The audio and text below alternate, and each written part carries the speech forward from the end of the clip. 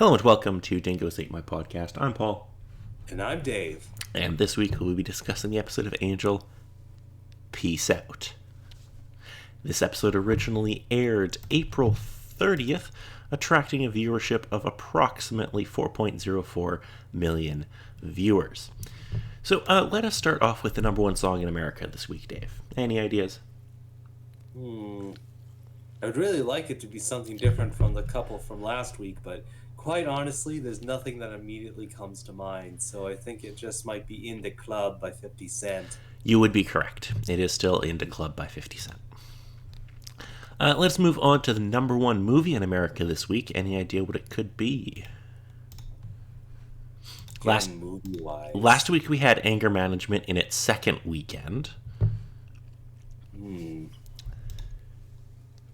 Again, nothing immediately is coming to mind, but I wouldn't be surprised if it finally stepped down from the first place, but I'm not sure what would have taken it. So you are correct. It is no longer Anger Management. It is a film by the name called Identity. Are you? Yeah, it doesn't ring a bell to me. Okay, I kind of didn't expect it to.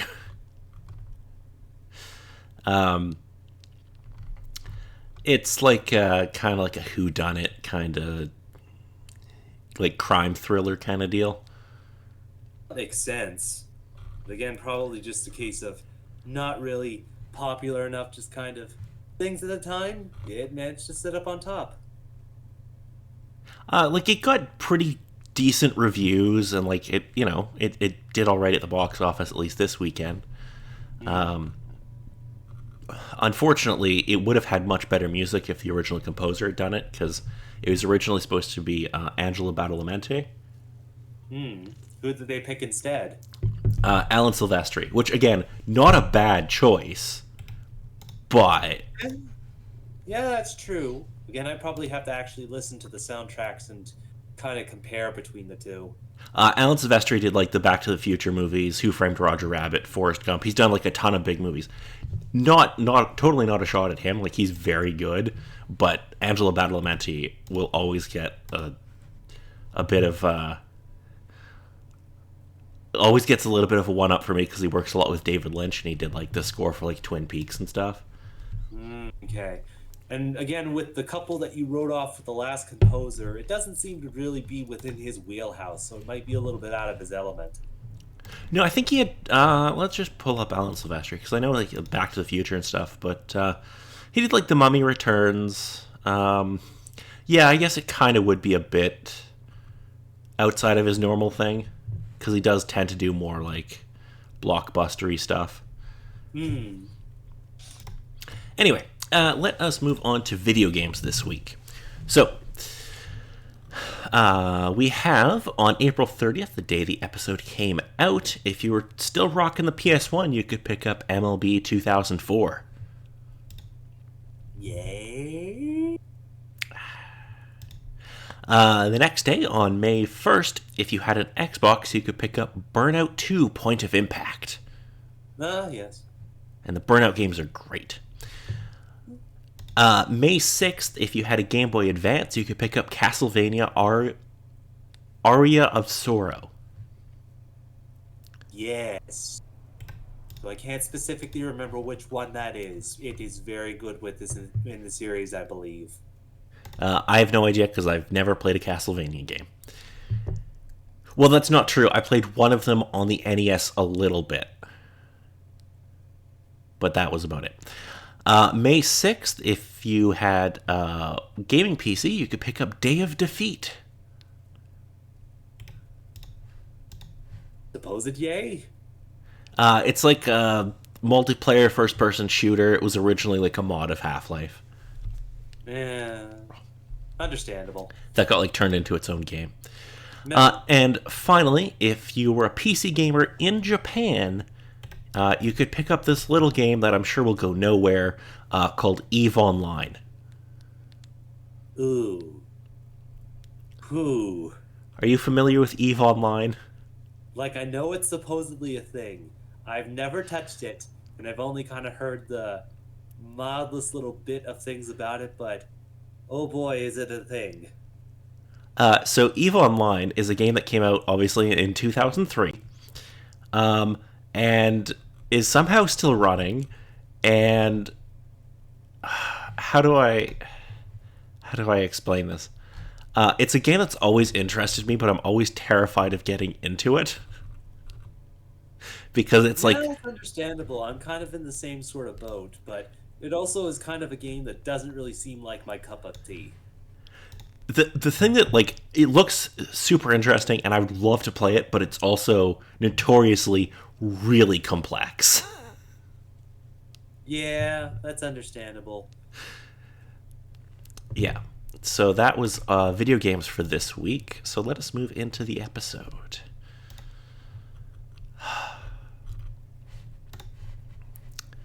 Alrighty. So, Fred, Gunn, Wesley, and Lauren fight Connor and his band of jazz maniacs in the sewers. In the demon world, Angel spots a bridge to a mountain that holds a temple. Connor takes Wesley, Fred, Gunn, and Lauren captive and announces that he has to kill them. He says that the heroes are all alone and don't belong here. Gunn is happy not to belong since everyone else is worshipping a false god. Before Connor can kill anyone, a guard speaks in Jasmine's voice and tells him to bring the others back to the Hyperion Hotel. As Angel climbs a cliff to the temple, Jasmine thanks some people for being loyal followers. Connor brings in the gang, and Jasmine tells them that they've caused themselves pain by abandoning her. She asks where Angel is, and Wesley says that she should know since she's omniscient. Wesley asks about the messenger, and she compares the Zealots' world to that of the humans' world. When she came along, she kicked their evolution up a few ticks, and it didn't work out.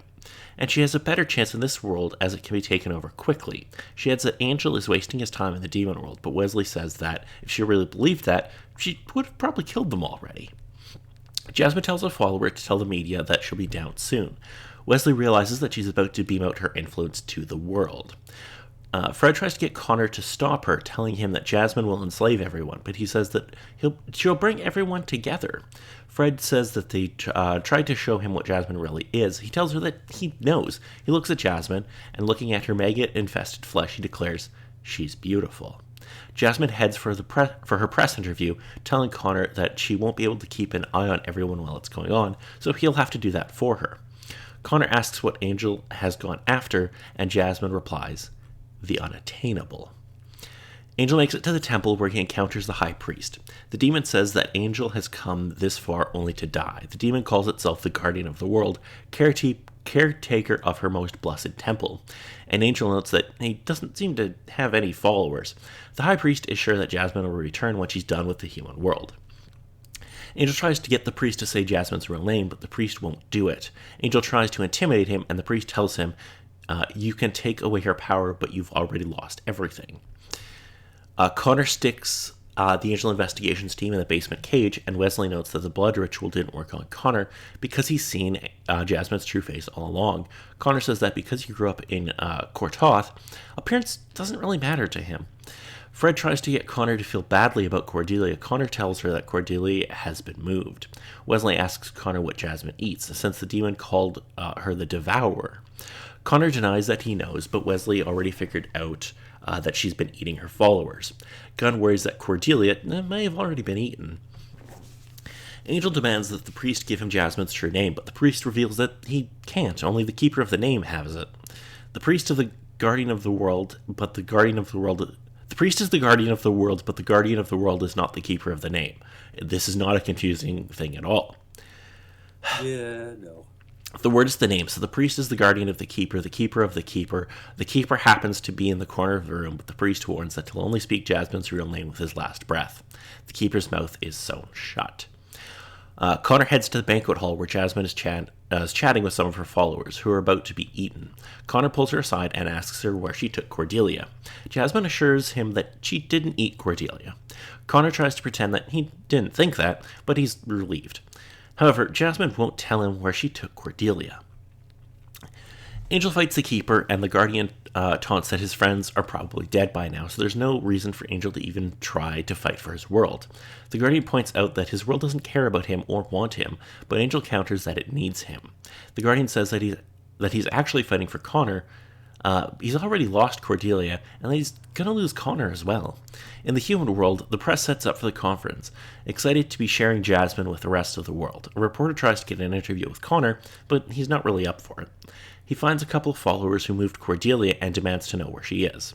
Back at the temple, while Angel fights the Keeper of the World, the Guardian wonders why Angel keeps trying to make things right with Connor. The priest points out that Connor was only brought about to bring Jasmine into the world and will never love his father. Angel says that doesn't matter. He ducks a swing from the Keeper and lets the priest get knocked into the wall instead. In the basement of the Hyperion, Gunn is kicking the cage trying to break out of it, but he's mostly just succeeding in annoying Lorne. Fred notes that Connor left them unguarded. Wesley wonders why Jasmine had Cordelia moved, since the gang were the only people using her blood to turn others. He asks why Jasmine doesn't just kill Cordelia. Fred thinks that she can't, and Wesley agrees that Jasmine is dependent on Cordelia. She can't hurt her without hurting herself. However, Cordelia might be able to hurt Jasmine. The gang decide that they should figure out how to wake Cordelia, though they'll first have to find her. Connor finds a church with a sign reading "God is nowhere, Jasmine is the way," and tries to get past the police officers outside. Connor knocks the cops out and goes into the church where he finds Cordelia. Back at the banquet hall, Jasmine eats a large group of people and then prepares for her press conference. At the church, Connor talks with Cordelia about needing a reason to fight. He says that he doesn't have one now and just wants to stop. He admits that he never believed in Jasmine but went along because everyone else did and he just wanted to belong. She's bringing peace to everyone and helping them get rid of their hatred, but it's not working for him. He says that his whole life has been built on lies, but he thought that this one was better than the others at least. In the Hyperion, one of the men Connor attacked for info on Cordelia alerts Jasmine. She heads to the press conference that are talking about love. Her image broadcast around the world. From the basement, the Angel Investigations team hear the audience cheer and realize that Jasmine has started her worldwide broadcast. They realize that they are alone. They really are alone now. Back at the conference, Jasmine tells everyone that they don't have to give her anything. They just have to show love along with a large temple to stand as a beacon of hope. Angel suddenly appears during her speech, and Jasmine orders her followers to attack him. They do, but Angel cuts the sewn mouth of the Keeper. A long hissing sound is heard from the demon's mouth with her name revealed. Jasmine glows and screams are heard as her face switches between her beauty and true form until it settles in the middle. Now with purple eyes and covered in boils, Jasmine begs her followers to calm down as they erupt into chaos and despair.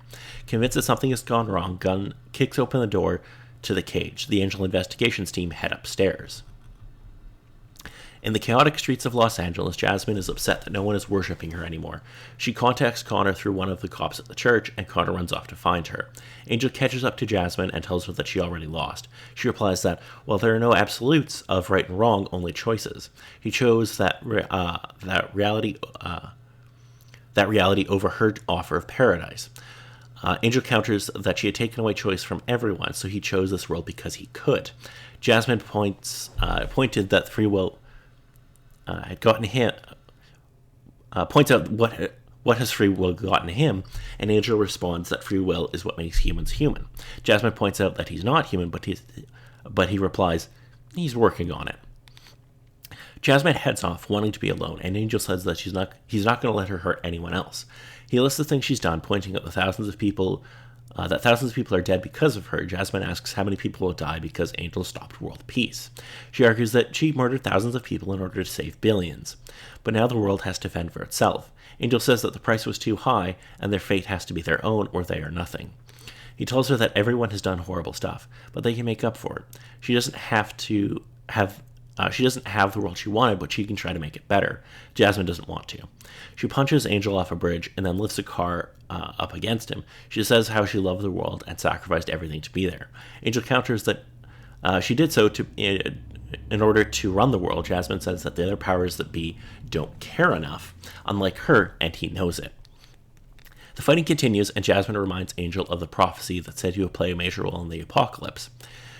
He never said what side he would be on, but now he does. He's going to wipe out the human race with the last of She's going to wipe out the human race with the last of her energy, and the blood will be on his hand. Angel tells her to go to hell. She replies, "You first, baby," then kisses him. Connor arrives, noting that once again Angel is involved with a girl who was with Connor first. Jasmine is thrilled that Connor is finally there. Wesley, Gunn, and Fred search the hotel, but find that everyone has taken off. Laura notes that all the TV stations are off the air, which meant that something big had to have happened. Wesley realizes that Angel came back and that they need to find him and Cordelia before Jasmine does. Before the gang can get out the door, they're met by something surprising. On the bridge, Jasmine tells Connor that she can't defeat both of them. Tells Connor that Angel can't defeat both of them. She tells Connor that if he still believes in and loves her, Connor says he does and punches her through her head, killing Jasmine. Angel tries to comfort Connor, but the teenager runs off. Angel heads back to the Hyperion, where he's shocked to see the others are still alive. He tells them that Jasmine is dead and Connor killed her. As Wesley tries to interrupt and tell him something, Angel says that he's never seen Connor like that before and thinks Connor is going to do something. In the office doorway, Lila completes that Connor might end world peace, but Angel already took care of that. She congratulates Angel for it. So, what do we think of this episode, Dave? Oh boy. Just a case of yay. It was interesting enough with how the story went along and all the story stuff, but oh boy. Even with all the stuff that happened, she's back, and there's probably gonna be something with the last episode that's going on with that. Yeah, so those Wolfram and Hart contracts don't expire on your death. Yeah, there you go. I think the interesting thing, just running a bit more through Connor's feelings, almost everything. The fact that, yeah, the instant he saw Jasmine, that he saw exactly what she was, but follow along with it, because her influence on everyone else at the time seemed to be better from that. And he was like, well, in most cases, this seems to be good. But then the one big thing that was kind of within this episode, I can't remember if it was the last one of the episode before, but Connor mad. And it's only the one thing that seems to kind of be sticking around. I mean, in all fairness, Connor is pretty much perpetually mad. Yeah. So, but just the case that with everything that's kind of happened, that's the only one thing left, and oh man, can that head in like a multitude of different directions. yes. So we get a couple of interesting plot things in this episode that we haven't touched on. So Angel says he's working on becoming human, which is, if you remember, is a reference to the Shanshu prophecy, which was first mentioned at the end of season 1, and we're picking that thread up again for some reason. Yeah, it's the thing. I vaguely remembered it was one of the particular things mentioned within the series, and it's like, okay, I suppose that's a supposed goal for him. Yeah, that's kind of like minor spoiler for season 5, but that's basically going to be his goal in season 5. Alright. Another little thing, the events of this episode occurred approximately the same time as Buffy and her allies are preparing to fight the first evil. Jasmine's broadcast doesn't influence Sunnydale because by this time few people are left in town and the electricity had been knocked out. Okay, so that doesn't really influence much of anything. Interesting. No, but we are going to get a major thing about Buffy, and some stuff is going to happen in the next Angel episode that would directly impact the Buffy finale. Yes. So, let us talk about. I'm wondering. Did you notice how many pop culture references there were in this? Because there was a lot more than normal. I feel like. There's nothing that immediately kind of popped out to me. I specifically remember watching the episode. It was a day or so ago, and I remember watching it. Okay, so Gunn references the Twilight Zone episode To Serve Man. Okay. I'm assuming you're not familiar with this? Not specifically the episode of it, but that wouldn't surprise me. It's one of their typical sort of ones to usually go-to for pop culture. It's the you've probably seen the clip, but there's this episode of The Twilight Zone where there's a book called To Serve Man, and at the very end they realize that like it's not like a religious thing; it's a cookbook. Uh, Lauren refers to Gunn as Kato at one point, which I thought was quite fun. there you go. And they reference Night of the Comet, which is a movie that, I mean, I'm sure people saw it, but it's not super well known. But that was like apparently a big inspiration for Joss Whedon's creation of Buffy. So, anyway, let us move on to some international titles. There's some good ones in here. So, in Czech, it translates as goodbye. In Finnish, peace on earth. In French, the universal peace. In German, the guardians of the world. In Hungarian, restless. In Brazilian Portuguese, peace to all. In Russian, pacification. In Latin American Spanish, peace is over. And in Spain Spanish, goodbye to peace. There you go. There's some pretty good little titles in there. Alrighty, so if you have nothing else about this episode, Dave, next week we'll be discussing the season 4 finale, Home.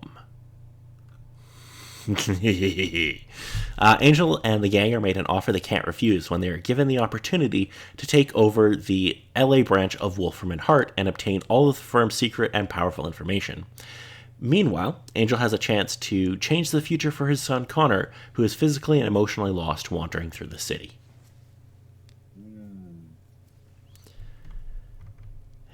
And I'm sure that nobody will make any terrible decisions in this episode that will come back to bite them in the ass later. That will not happen because the show is full of happiness. They're also dealing with Wolfram and Hart, so, they're perfectly trustworthy with all the things. Absolutely there. So, until next week, I'm Paul. And I'm Dave.